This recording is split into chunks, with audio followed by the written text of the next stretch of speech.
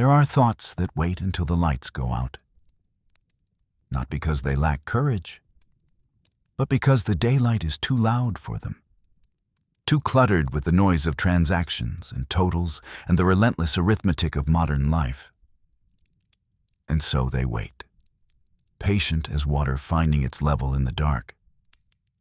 For a moment, exactly like this one, when the body has finally stopped moving and the world has grown quiet enough that something deeper can be heard. Something beneath the surface of everything. And the thought that may be waiting most quietly, the one that hums beneath almost every adult day on this earth, the one that shapes decisions before we are even fully awake and follows us into sleep when we have not been careful enough to leave it at the door. That thought concerns something we carry in our pockets, our phones, and the low, persistent tension behind our sternum every time we check what remains. Money. Not as a problem to be solved tonight. There will be no solutions offered here. No formulas for abundance, no roadmap to freedom in 7 steps. But as a question worth inhabiting, a question older and stranger than the numbers we have attached to it. A question that touches something so fundamental about what it means to be human in a world that measures value in denominations, that assigns worth to a life in the language of digits and interest rates, and the space between what comes in and what goes out. You are listening to Midnight Sleep Chronicles, and tonight, our archives open around one of the most intimate and least examined relationships in any human life. The relationship between a person and the invisible force that we have agreed, all of us, together, across every culture and every century, to call wealth. If money visits you in the small hours, if its presence or its absence sits with you in the dark, uninvited and insistent, if the calculations begin before you have fully closed your eyes, then perhaps tonight, instead of turning away from it, we might simply look at it more honestly, more gently, from a greater distance, and find in that distance something that functions, in the long run, very much like peace. If something in these words finds a place where you have been holding tension without knowing it, I hope you will let us know in the comments when morning comes. We begin. There is a shell, small enough to rest in the hollow of a palm, smooth as a river stone worn clean by years of salt water, with the faint iridescence of something that was once alive and breathing in warm tropical shallows. For a very long time, across enormous stretches of the earth, and across centuries that we can barely imagine as continuous with our own. This shell was wealth. Not a symbol of wealth, not a token representing something more real stored somewhere else in a vault or a granary. The shell itself was the thing, as real as anything could be, carried from the islands of the Indian Ocean along trade routes whose dust still settles into the soil of 3 continents. Pressed into transactions as concrete and as serious as any wire transfer conducted today between institutions whose names appear on towers of glass in every major city of the world.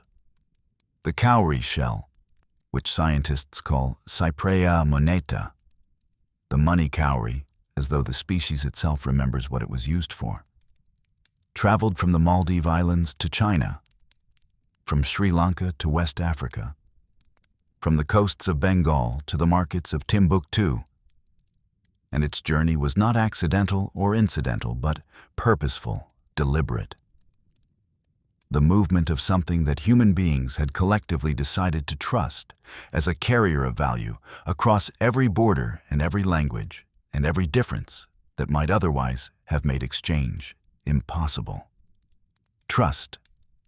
That word will return. In China, this trust ran so deep and lasted so long that the very character for money in the classical written language is a pictograph of the cowrie's shape, a drawing of the shell itself, curved and humble and unmistakable.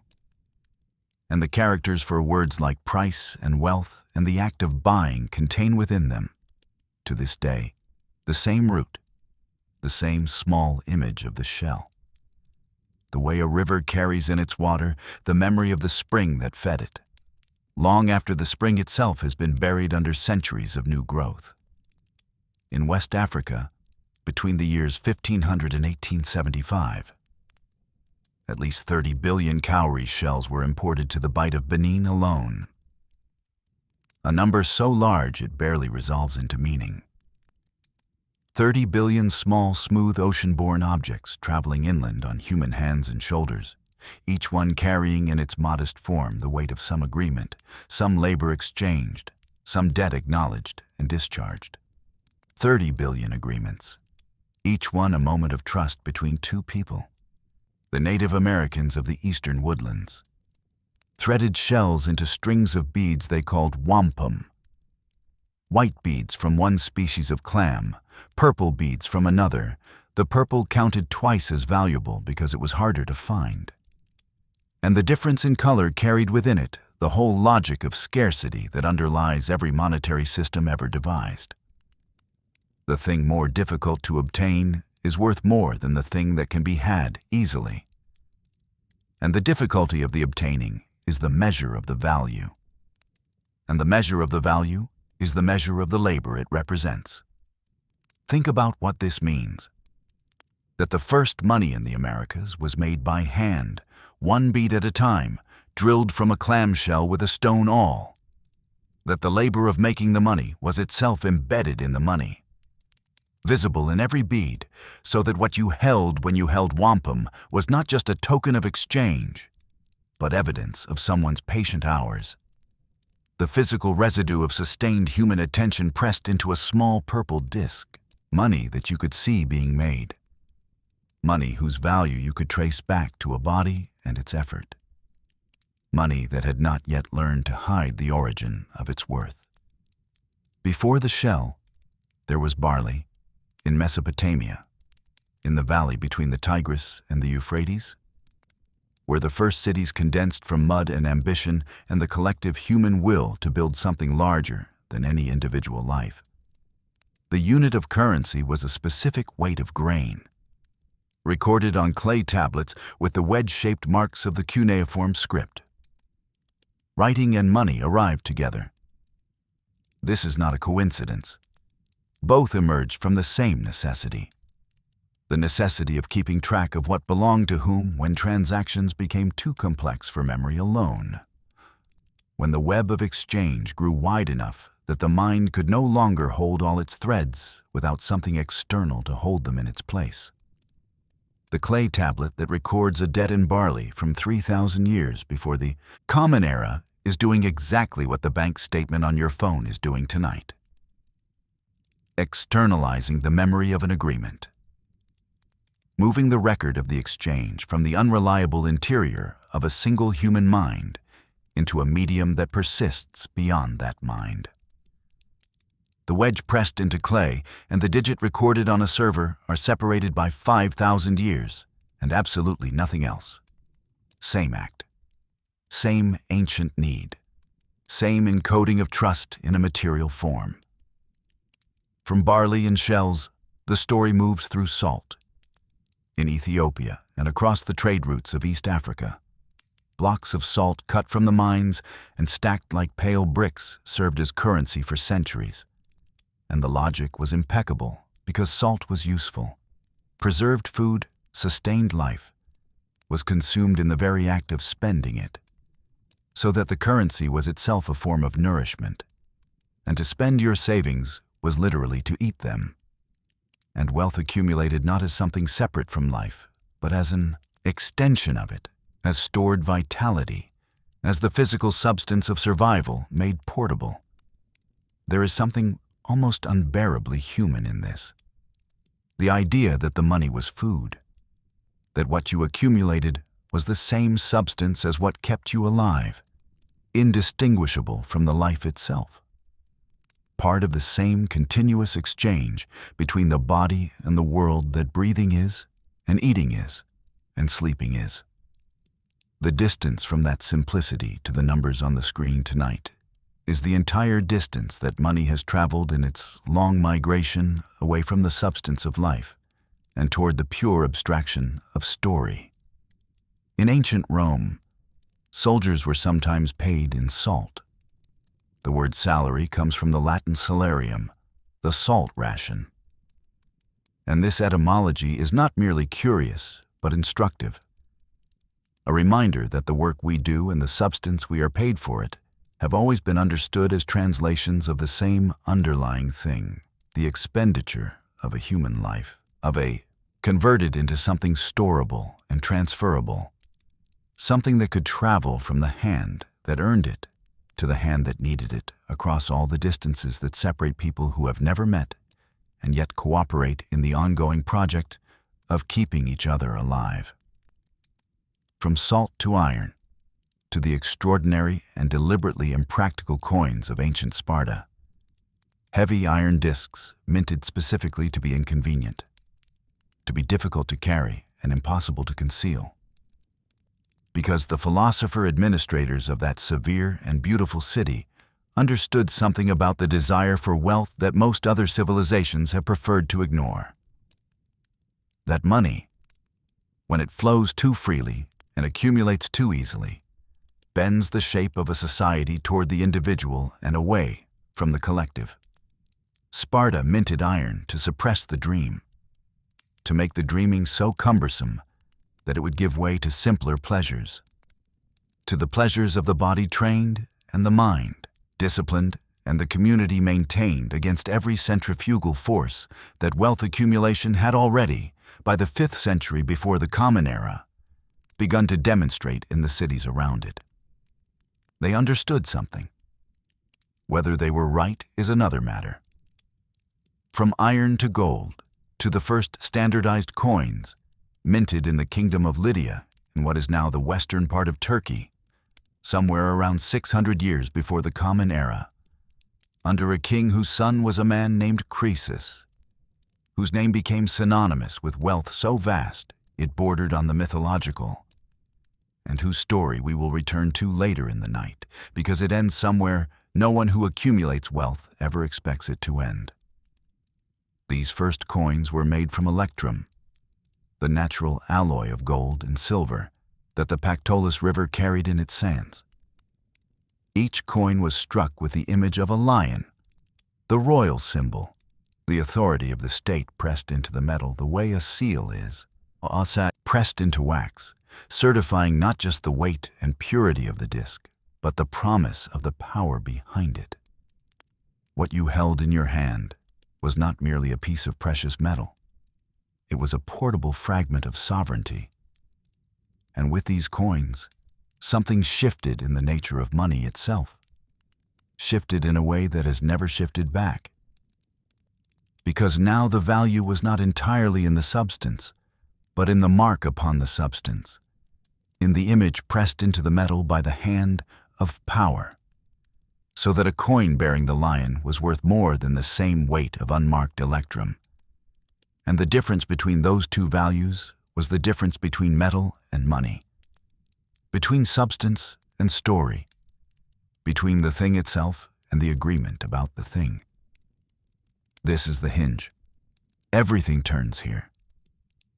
Because if the value is in the story and not the substance, then you need less and less substance to carry more and more story, until eventually you arrive where we are.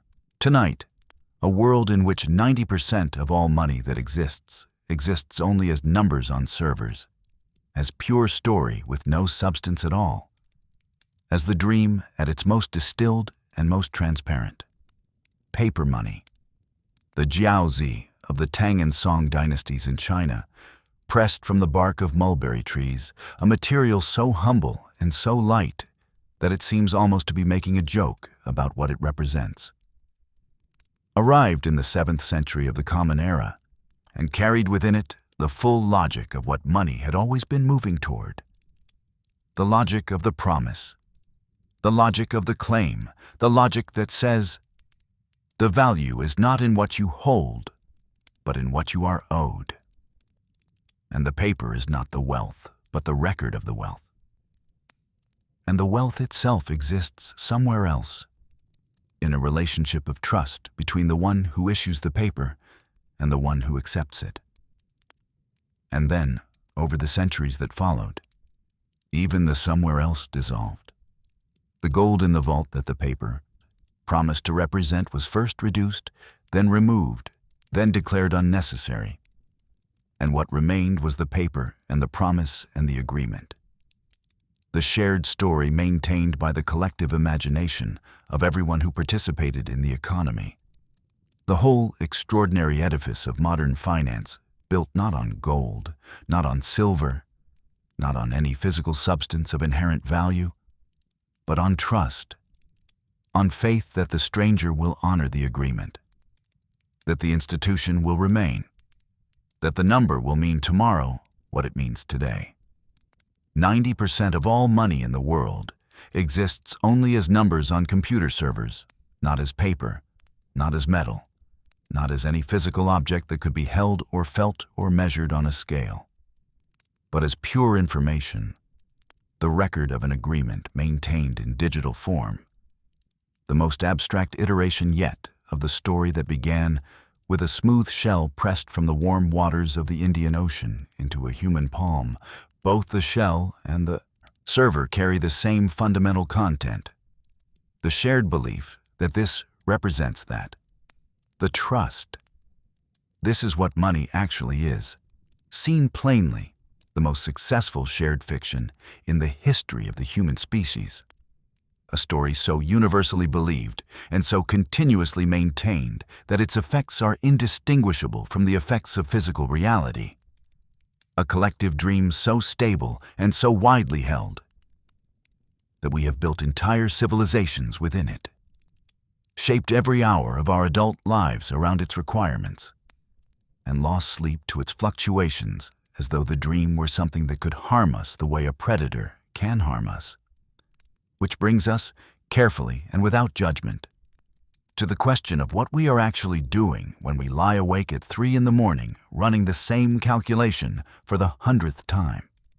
The neuroscientists who study financial anxiety have found something that is both obvious in retrospect and somehow startling when stated directly. The brain responds to the threat of financial loss in precisely the same way it responds to physical danger, with the same cascade of cortisol and the same activation of the amygdala and the same narrowing of attention that evolution designed for the moment when a predator appeared at the edge of the firelight. Except that the predator, in this case, has no body. It lives nowhere in the physical world, and it cannot be outrun or driven away by any action available at 3 a.m. when the body is lying still in the dark. Researchers at Rice University found that financial stress follows people to bed and disrupts their sleep through what they described as stress before bed behaviors. The mind rehearsing its concerns at the threshold of sleep, replaying the numbers, recalculating the margins, running the same arithmetic through its tired circuits one more time in the hope that this time the answer will be different. And the sleep that should come instead becomes a negotiation, a contest between the body's need for restoration and the mind's conviction that there is still something to be solved before it can safely let go. The sleep loses almost every time.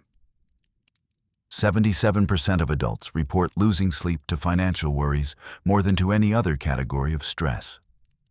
More than health, more than relationships, more than any of the other great categories of human concern the researchers thought to measure. The thing lying awake beside you right now is not an isolated eccentricity of your particular psychology. It is a near universal feature of human experience in the world that money has made. A world in which the dream belongs to everyone, and the anxiety that attends it, it turns out, is everyone's too. Let that recognition land softly for a moment. Not as a solution, but as a softening. The particular relief of knowing that you are not alone in this particular darkness. That the worry humming in your chest is not, evidence of your failure or your inadequacy, but simply the response of a nervous system doing exactly what nervous systems were designed to do. The 3 in the morning calculation is not a sign that something is wrong with you. It is a sign that you are a member of the species, running ancient software in a modern situation, a body built for the savannah encountering the abstract.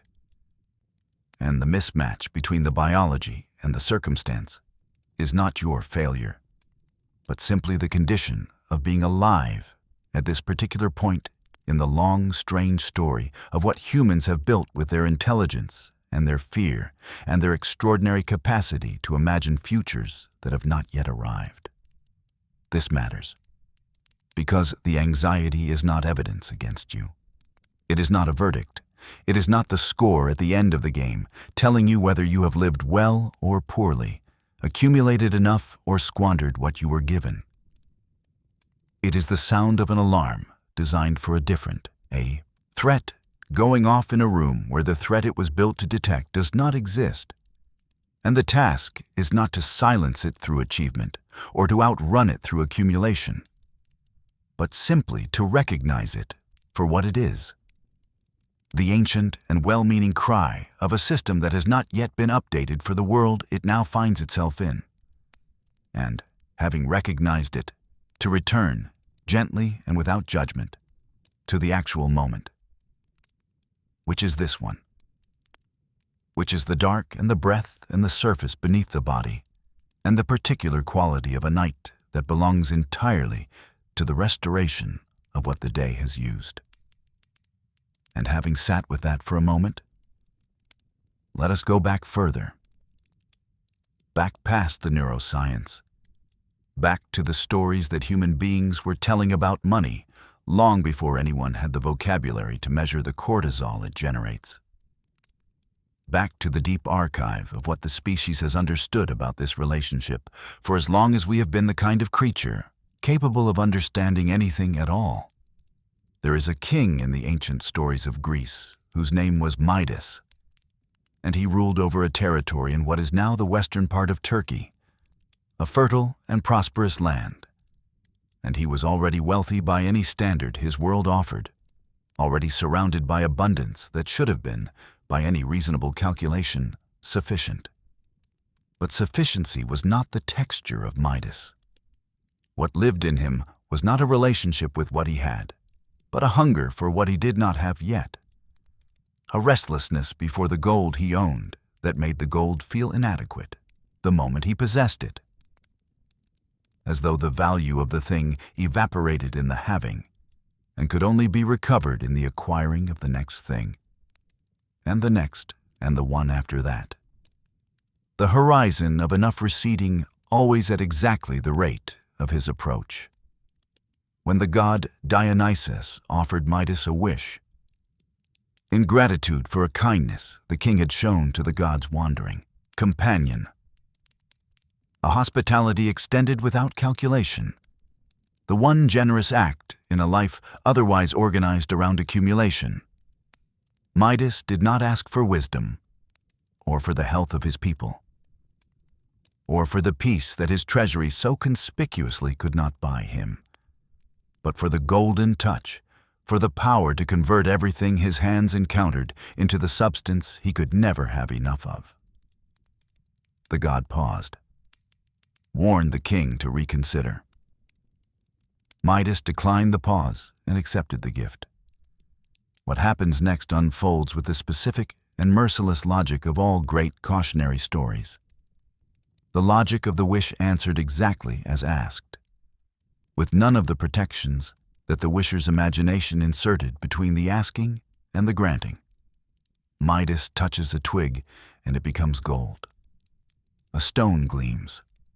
The roses in his garden are converted to something beautiful and permanent and cold, each petal preserved in a metal that will outlast every actual petal that will ever bloom, and, for a moment, for the brief, dazzling, genuinely joyful moment before the implications arrive. It seems like the completion of everything he had been reaching toward his entire life. And then he sits down to eat. and the bread becomes gold in his mouth, hard and tasteless and impossible. And the water becomes gold at his lips. And the hunger he has been feeding throughout his life with the accumulation of more becomes a different and more urgent hunger. The hunger of a body for what a body actually needs. Not gold, but nourishment. Not the eternal, but the perishable. Not the brilliant and imperishable, but the warm and the consumable and the alive. And when his daughter comes running to him, the child who had never been counted among his assets, the one form of wealth he had never thought to include in his calculations, she becomes gold in his arms, cold and still and perfect and entirely beyond his reach. The last door closed, the last warmth gone.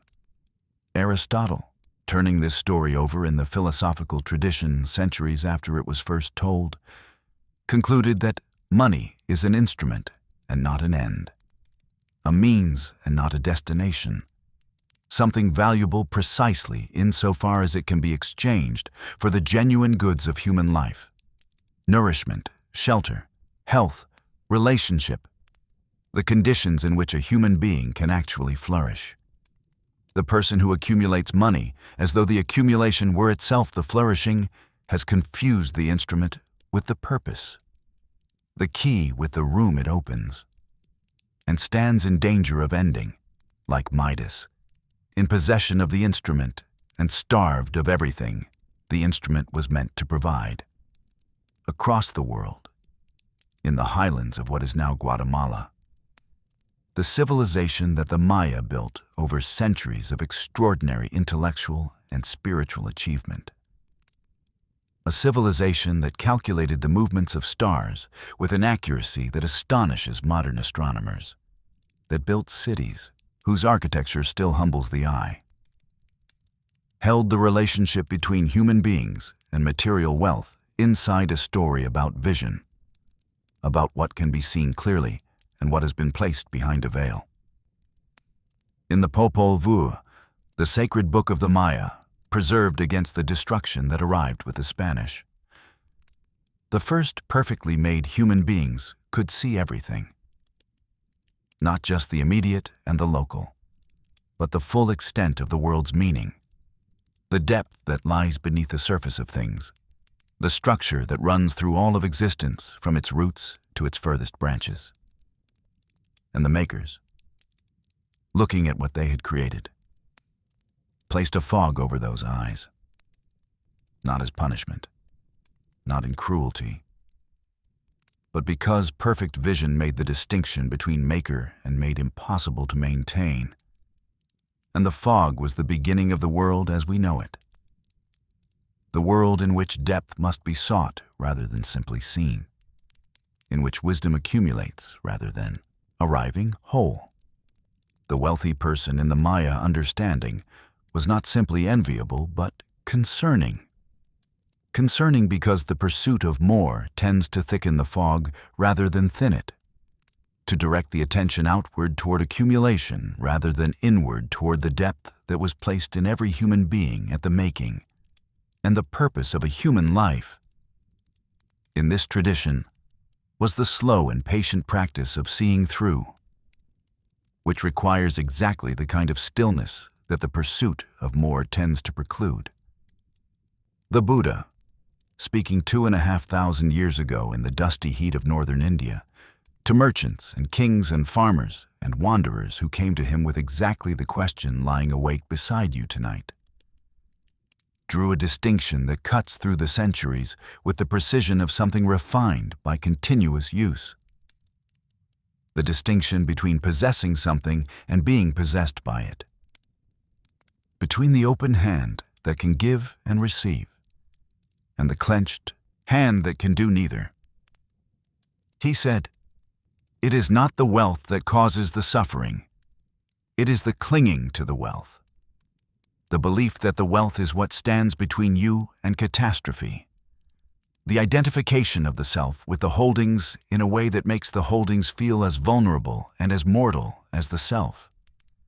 And when the holdings fluctuate, as all holdings fluctuate, The self that has been identified with them fluctuates too. And the suffering is not the fluctuation, but the equation, the prior decision to make these numbers the measure of this life. Some of the happiest people the tradition records owned almost nothing. Some of the most tormented owned everything. The Buddha did not think this was a coincidence. He thought it was a demonstration.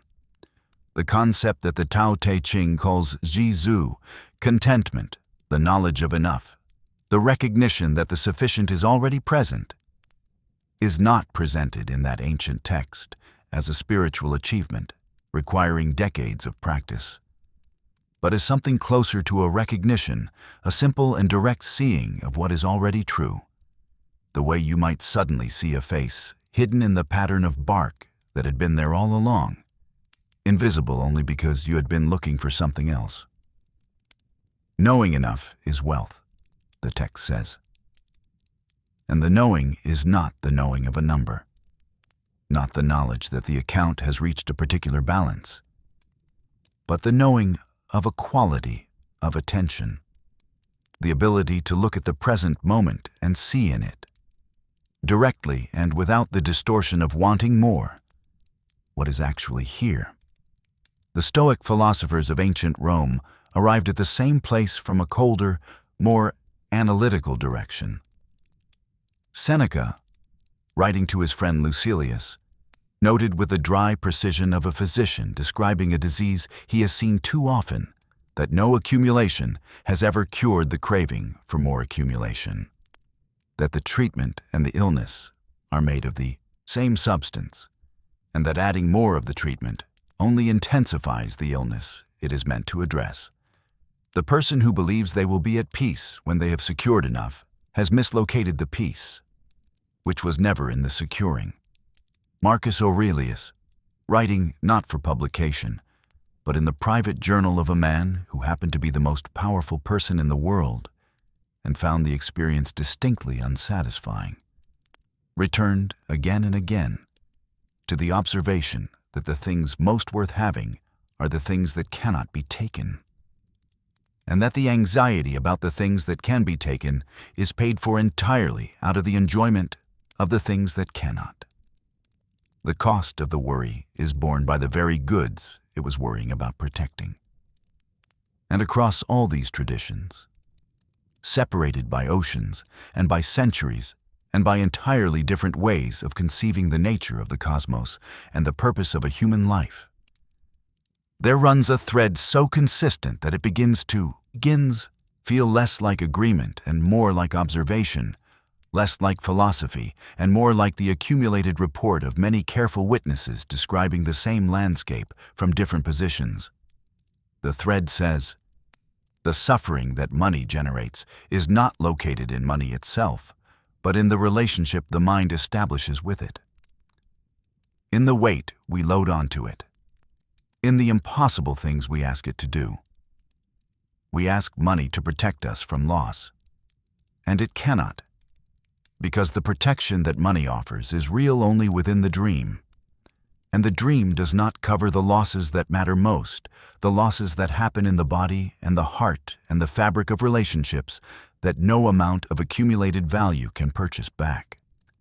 We ask money to prove our worth, and it cannot, because worth in the sense that matters was never denominated in any currency that has ever been minted, and the attempt to denominate it there generates precisely the suffering that the traditions have been describing.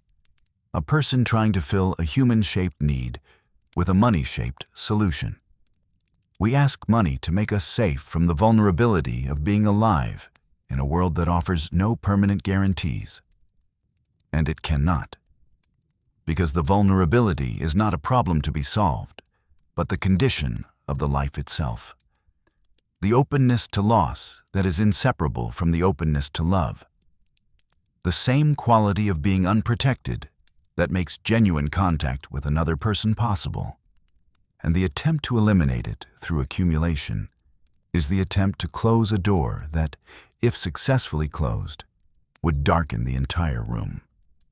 We ask money to measure time well spent, And this may be the most quietly devastating of all the tasks we assign it, because the implication is that an hour without financial yield is an hour wasted, and the human life organized entirely around this implication becomes a life in which the unpaid hours, the hours of sitting with someone who needs company, the hours of walking without purpose, the hours of lying in the dark and simply being present to the particular quality of this night, become liabilities rather than what they actually are, which is the substance of the life itself, the texture of the existence that the money was invented to support.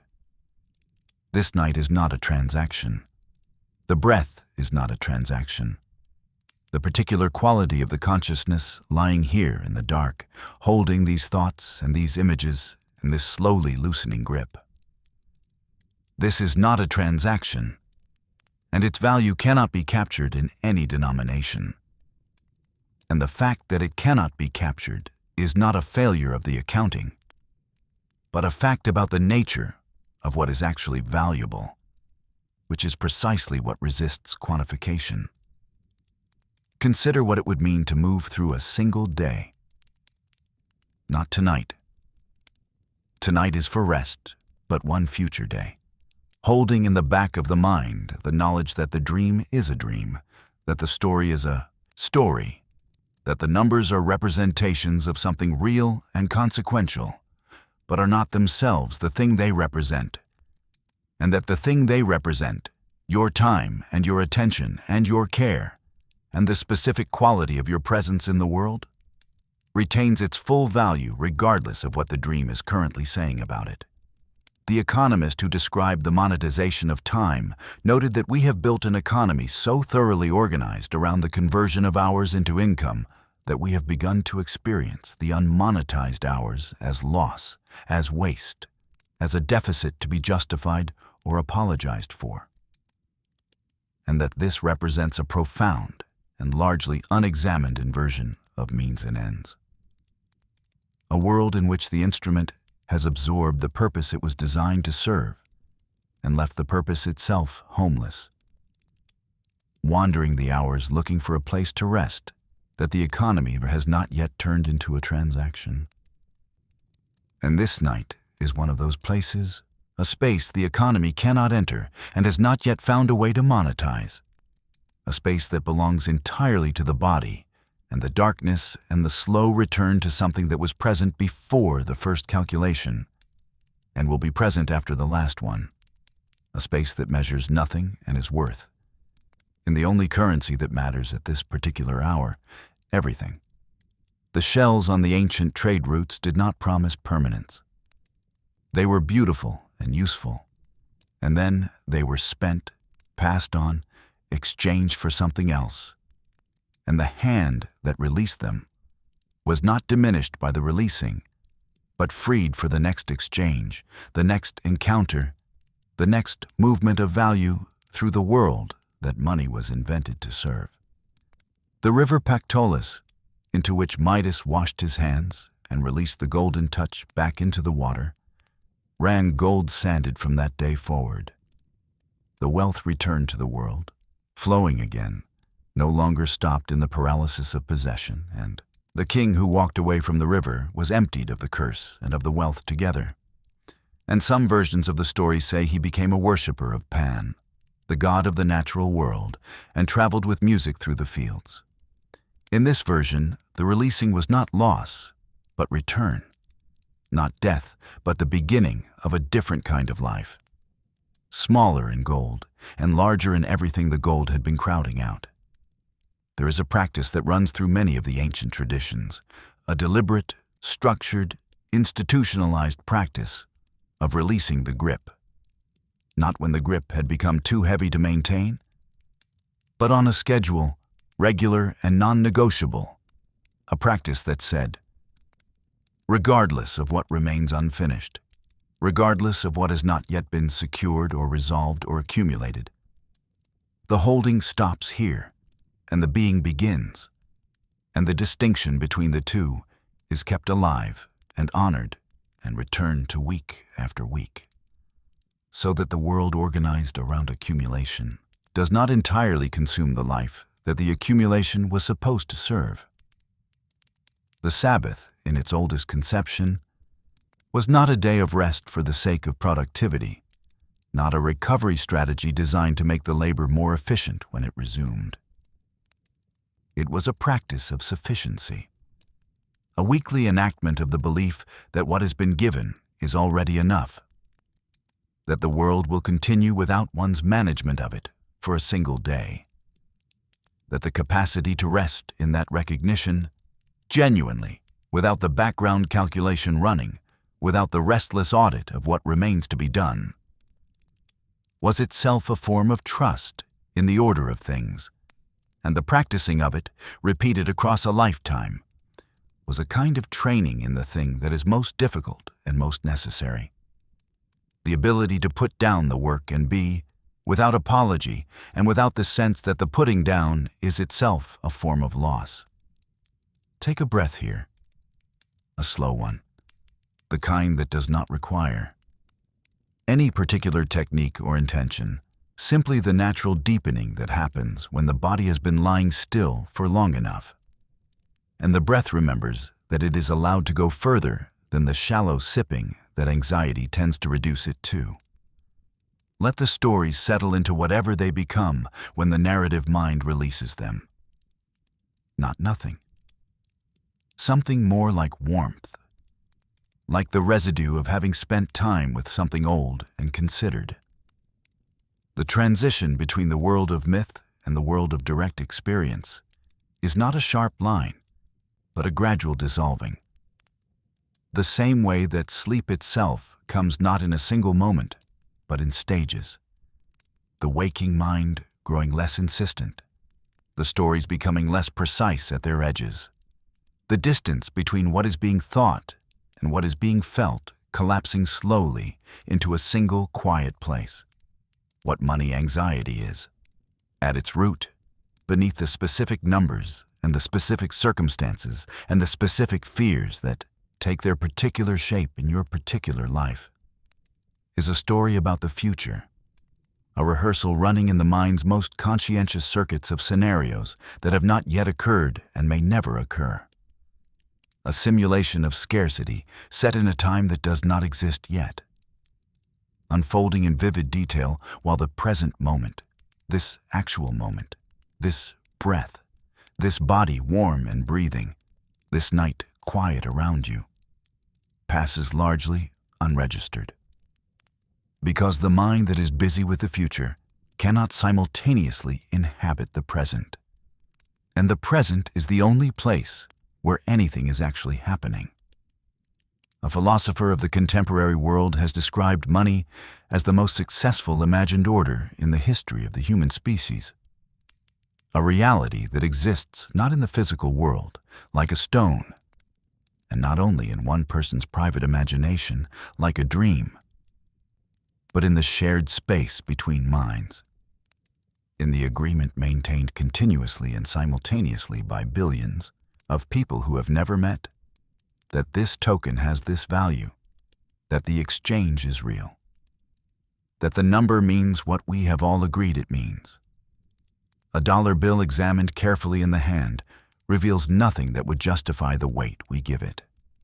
It is paper and ink, lighter than a leaf, carrying on one side the signature of an official whose name you may not know, and on the other side the words, "In God we trust," which is either the most honest statement ever printed on a piece of currency or the most inadvertent one.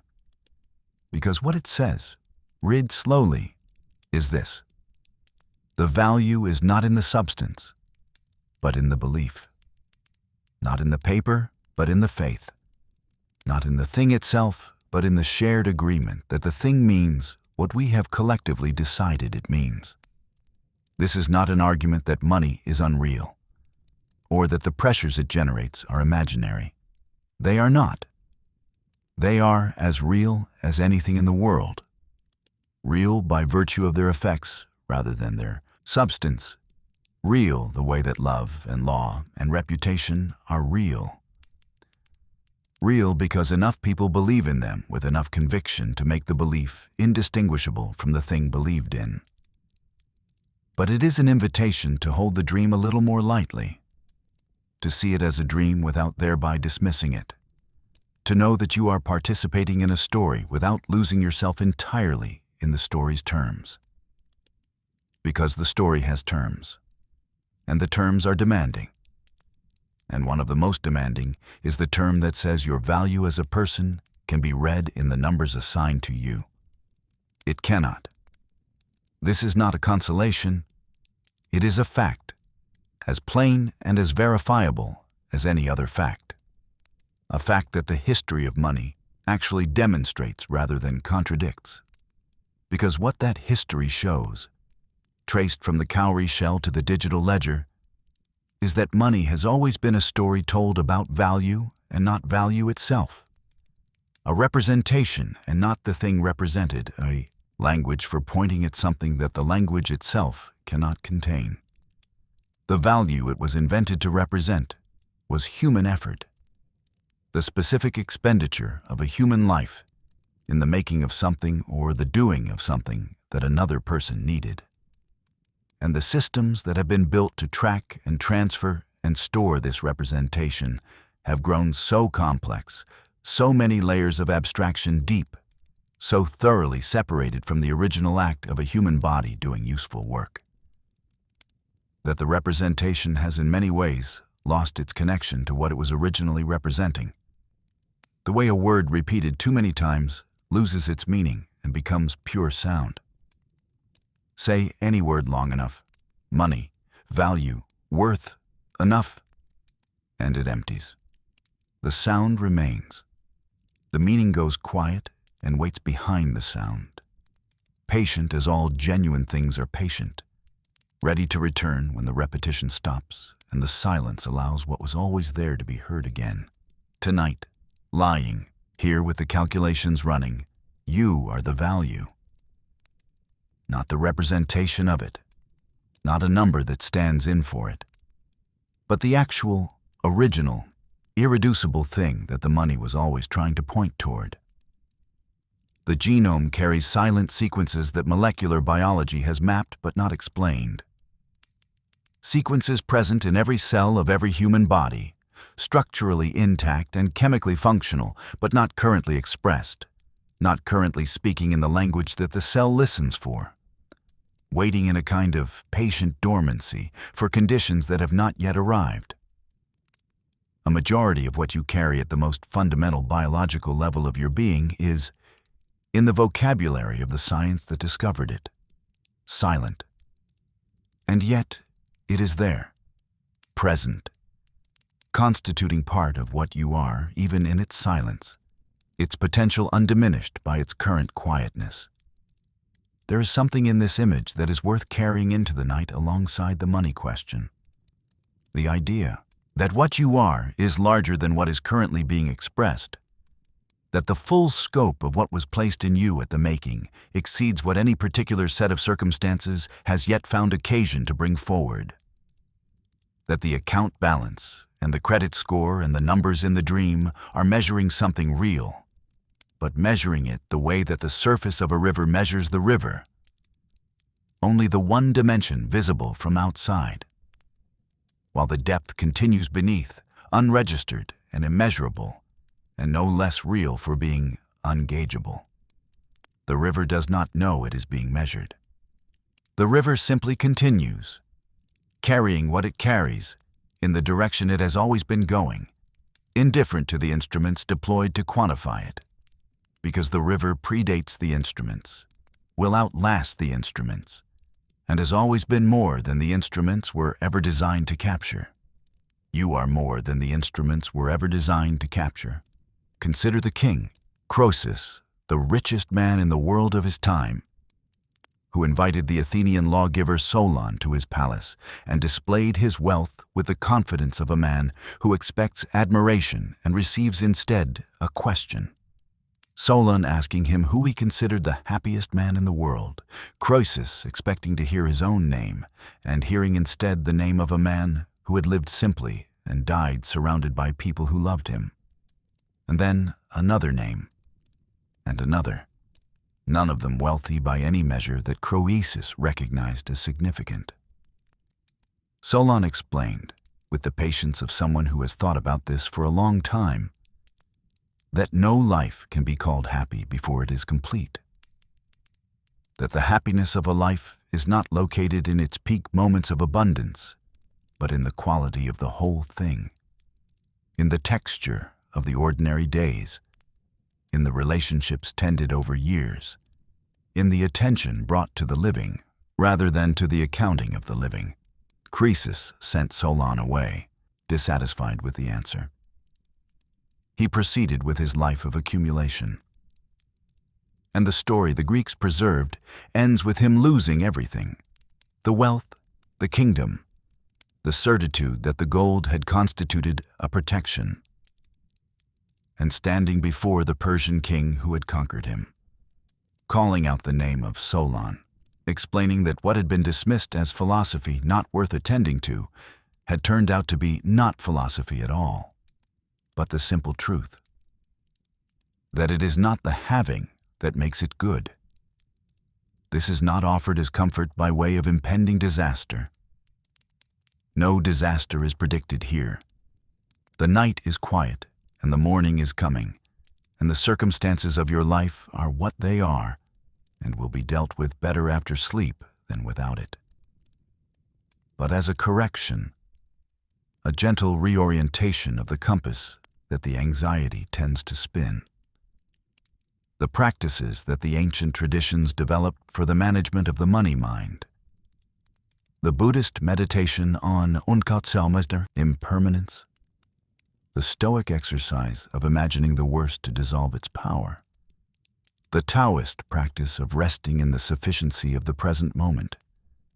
The thin boundary between the ordinary and the depth beneath it, all of them, in their different vocabularies, were pointing at the same practical technology. The technology of releasing the grip, of allowing the hand to open, of letting the breath complete itself and beginning the next one, without first confirming that the previous one was sufficient. The grip is exhausting.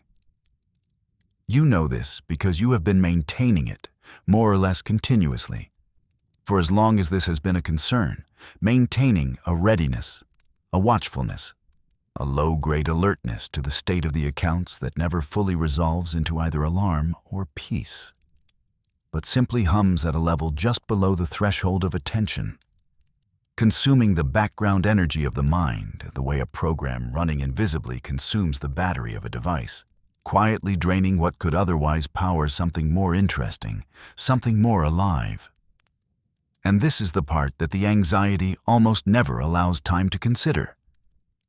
What the grip is actually costing, not in the abstract philosophical sense, but in the immediate and personal sense, in the currency of presence, in the hours spent partially somewhere else, in the conversations held from behind a glass partition of worry, in the beauty of ordinary moments registered dimly or not at all, because the mind was elsewhere running its rehearsal, maintaining its vigilant posture against a future that has not arrived. The neuroscientist who studies attention describes it as a genuinely finite resource, not limitless, not renewable in the moment of its expenditure, but limited and depletable and redirected away from everything it is not currently pointing at, so that the attention directed at the future is attention subtracted from the present, and the present is where your life is actually occurring. The cost of the worry is borne by the living, which is the one activity the worry was supposedly protecting. Marcus Aurelius, Emperor of Rome, commander of the most powerful military force in the world at that time, a man who had every material reason to feel secure and found himself instead writing privately, in the journal that was never meant to be read, about the futility of grasping at things that cannot be held, wrote that you have power over your mind and not over external events, and that the realization of this is the beginning of something he called freedom, which is a strong word for what is essentially the permission to stop pretending that the vigilance is working. The vigilance is not working. The calculation running tonight is the same calculation that ran last night and the night before, and the running of it has not changed the numbers, has not altered the circumstances, has not produced any information that would not be equally available in the morning after sleep. The sleep is the thing that would actually help. The only thing available at this hour that has a genuinely positive effect on the capacity to navigate tomorrow's circumstances with something resembling clarity. What would it mean, not as a permanent philosophical position, but as a practice for this particular hour? To extend to yourself the same permission that you would extend without hesitation to someone you loved. The permission to rest without having resolved everything. To sleep without having secured everything. To trust the morning with the things that only the morning can address. The Vedic tradition of India spent thousands of years developing what it described as a technology of consciousness.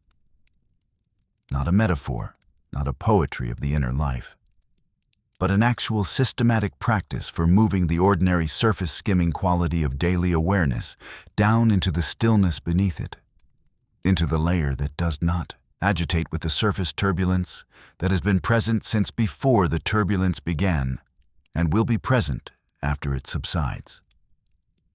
The deep water, always there, unaffected by the weather on the surface. The Celtic peoples of the western edges of Europe, living in landscapes where the light changes by the hour and the boundary between land and water is never quite stable, understood the human being as constitutionally equipped for a kind of perception that ordinary waking life tends to suppress. A perception accessible not through effort, but through the specific conditions that allow the surface turbulence to settle, the thin places, the hours at the edges of the day, the particular quality of a night exactly like this one. The thin place is not a location. It is a condition of the perceiver. And the condition is available now, in this dark, in this stillness, in the specific quality of attention that becomes possible when the day's demands have retreated far enough to allow the mind to move at its own pace rather than at the pace of the urgency that drove it through the hours. Tonight, for these particular hours, the grip can release.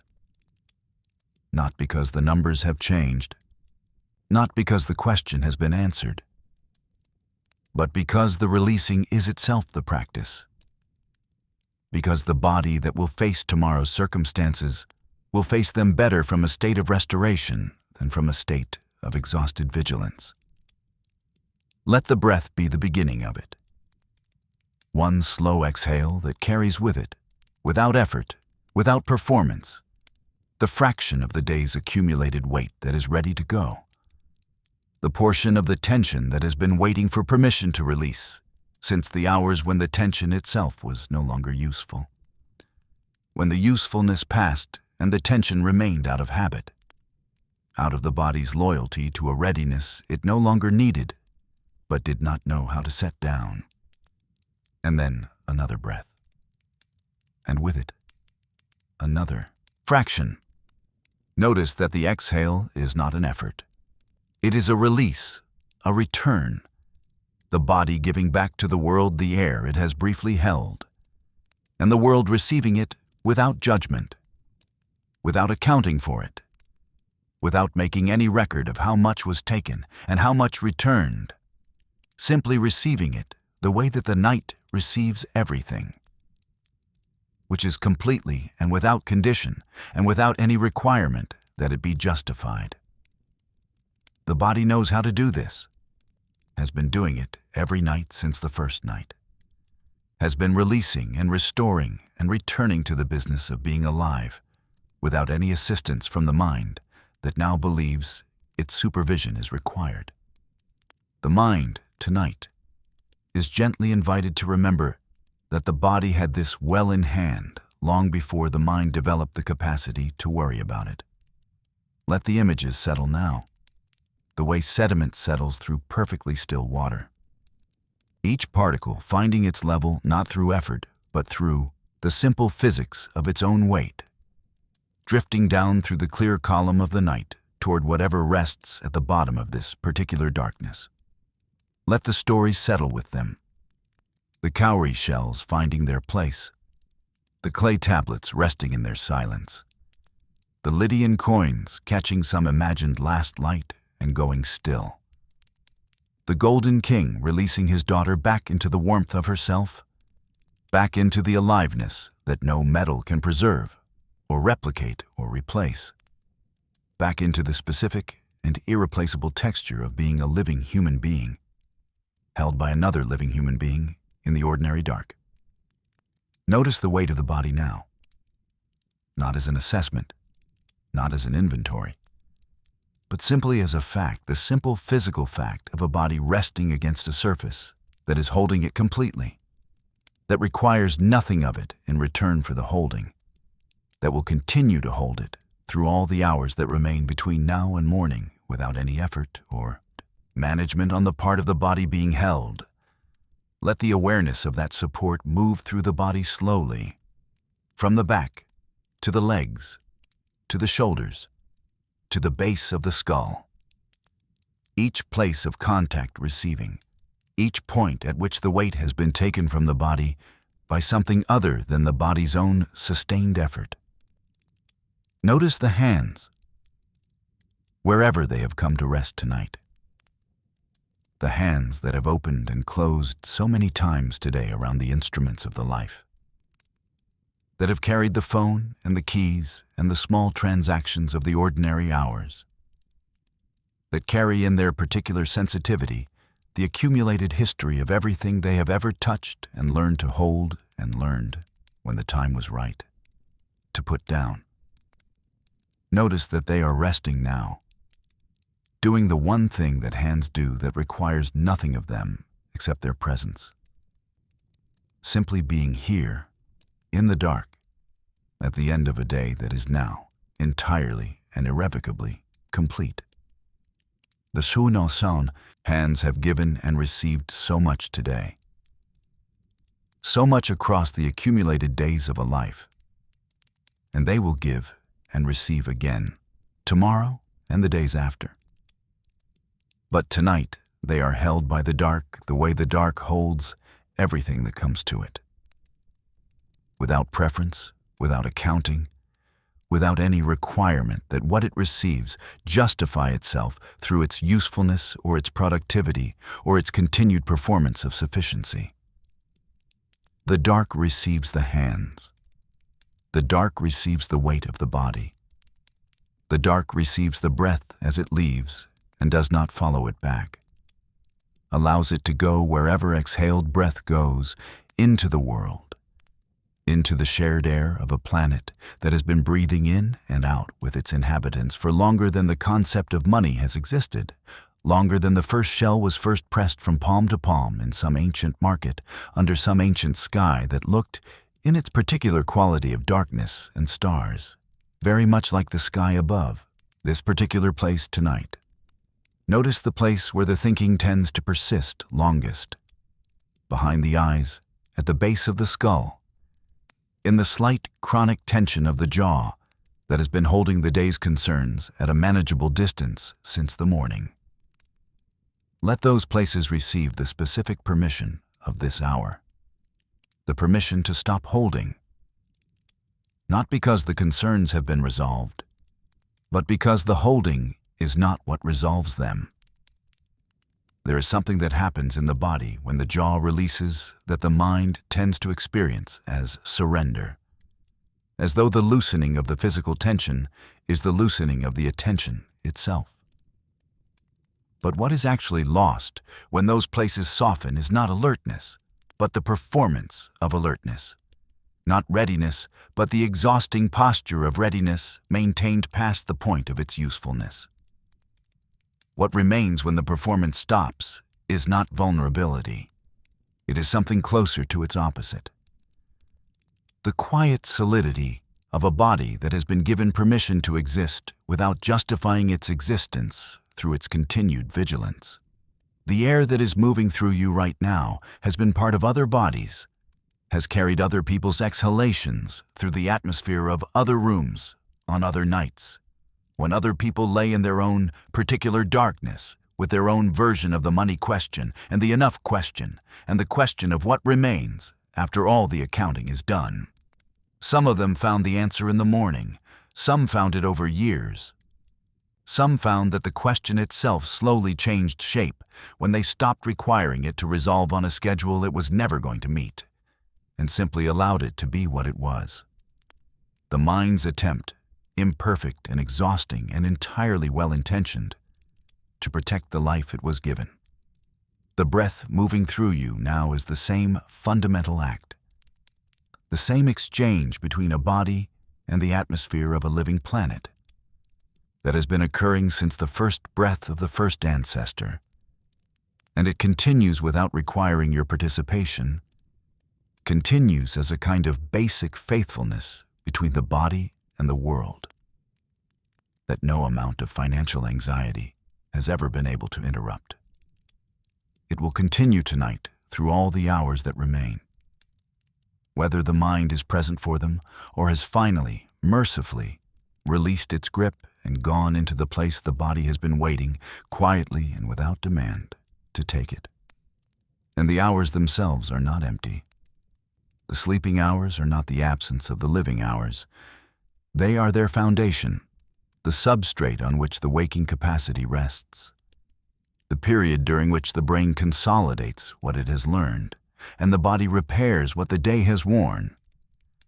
And something in the deeper architecture of the person integrates all the disparate threads of the day into something that can be carried forward with a greater degree of coherence and clarity than would have been available had the night been spent in vigilance instead of rest.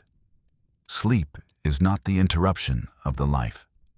Sleep is the condition that makes the life possible. It is as essential and as undervalued as air, as taken for granted as the beating of the heart, as invisible in its working, and as catastrophic in its absence. And the mind that is keeping itself awake to manage the money question is consuming the very resource that would most improve its capacity to address the money question in the morning. This is not a guilt trip. It is simply the mechanics of the situation, stated plainly, in the hope that the plainness of it might loosen something, might allow the calculative mind to calculate its way to the rest that the non-calculative part of the body has been asking for since the moment the head touched the pillow. You are the current expression of something very old, not only in the biological sense, though the iron in your blood was forged in the interior of a star that burned for millions of years before this planet existed, and traveled through the cold interstellar dark for longer than life has existed on this earth, before becoming, eventually, the specific and irreplaceable instrument of your breathing. But in the sense that the question lying awake beside you tonight is older than any monetary system that has ever been devised to generate it. Older than the cowrie shells, older than the clay tablets, older than the first king who looked at his treasury and felt, inexplicably, that it was not yet enough. The iron in your blood does not know the price of iron. It simply does what it has always done, carries the oxygen from the breath to the cell, performs its ancient and patient work, asks no return, requires no acknowledgement, continues through the profitable years and the lean ones with equal and complete indifference to the distinction between them, loyal only to the life it was made to sustain. The popaki, capacity for this question, is not a flaw in the design. It is a feature of the same neural complexity that allows for everything else that makes a human life worth living. The same sensitivity that feels the difference between right and wrong, that recognizes beauty, that grieves loss, that loves. It does not need to be eliminated, only allowed to rest for these particular hours. The number will be there in the morning. The question will be there if you want it. The dream continues without your supervision, as it has always continued. The agreements maintained by the billions of people who are also sleeping now, also resting in their own particular darknesses, also releasing the grip for these particular hours, also trusting in the way that the body trusts, in the way that the breath trusts, in the way that sleep itself is an act of trust performed every night by every living human being, trusting that the world will be here when we return to it, that the morning will arrive, that the dream will hold. It is held for a very long time. Tonight, let it hold without you. You have carried enough for today. You are enough for today. The accounts are closed until morning, and the morning is coming. And between now and then, there is only the dark and the breath and the particular irreplaceable quiet of a mind that has finally, fully given itself permission to stop. Let the thoughts become less distinct at their edges now. The way objects in a room become less distinct as the last light fades and the darkness finishes its patient work of softening the specific into the general, the outline into the presence, the detail into the whole. Let the awareness settle into something simpler than thought, something older than language, something that the body has known how to do since the very beginning, and that requires nothing now except the permission to begin. The cowrie shell is on the ocean floor. The clay tablet is in the museum. The first coin is in the earth, where the Pactolus River ran gold-sanded through the ancient kingdom of Lydia, in a country now called Turkey, where farmers still occasionally turn something bright and small from the soil and hold it for a moment in the palm before they understand what it is.